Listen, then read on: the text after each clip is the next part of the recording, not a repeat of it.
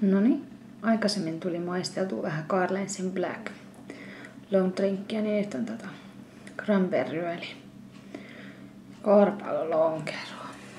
Tämmönen tuli tosissaan ostettu Lidlistä tänään ja 4,7 on näköjään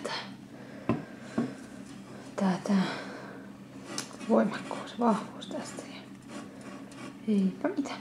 Avataan ja maistaa, miltä maistuu. Hankala avata vasemmalla kädellä kuin oikea käsi. No niin. Yleensä mä juon tölkistä, mutta kun mä joudun jakaa tän toisen puoliskon kanssa. Pitää kaataa itselleen lasi. Vaahtoo aika hyvin. Hyvä väri tommonen. Heleän vaaleanpunainen. No niin. Maistetaan miltä maistuu.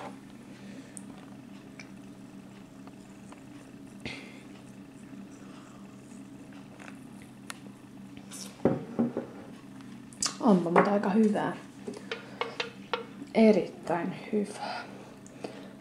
Tässä on karpalomakuinen lonkero. Tässähän selkeästi maistuu se karpalo ja niinkään se lonkero. Eipä mitään. Joo, toi lasi tyhjäksi.